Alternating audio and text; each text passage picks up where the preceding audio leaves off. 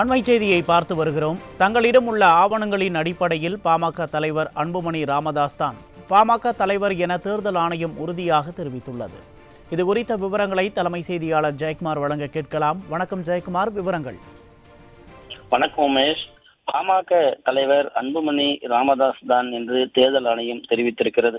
தங்களிடம் இருக்கக்கூடிய ஆவணங்களுடைய அடிப்படையில் அன்புமணி ராமதாஸ் தான் பாமகவின் தலைவர் என்றும் டெல்லி உயர்நீதிமன்றத்திலே தேர்தல் ஆணையம் மனு தாக்கல் செய்திருக்கிறது. கடந்த விசாரணையின் போது கூறிய தகவல்கள் மறு ஆய்வு செய்ய புதிய மனுவை தாக்கல் செய்திருப்பதாகவும் தேர்தல் ஆணையம் தெரிவித்திருக்கிறது.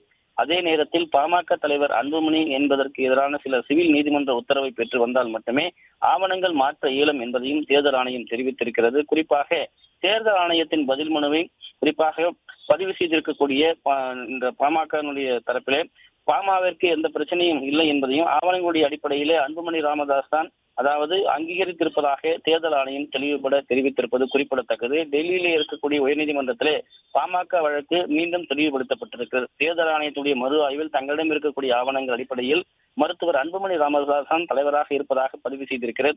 இதை மாற்ற சிவில் நீதிமன்ற உத்தரவு அவசியம் என்று கூறியிருக்கக்கூடிய நீதிமன்றம் மறு ஆய்வு மனுவை முடித்து வைத்திருப்பது குறிப்பிடத்தக்கது. பாமக தலைவர் அன்புமணி ராமதாஸ் தான் என்பதை தங்களிடம் இருக்கக்கூடிய ஆவணங்கள் அடிப்படையிலேயே தெரிவித்திருப்பதாக தேர்தல் ஆணையம் குறிப்பிட்டிருப்பது குறிப்பிடத்தக்கது. உமேஷ்,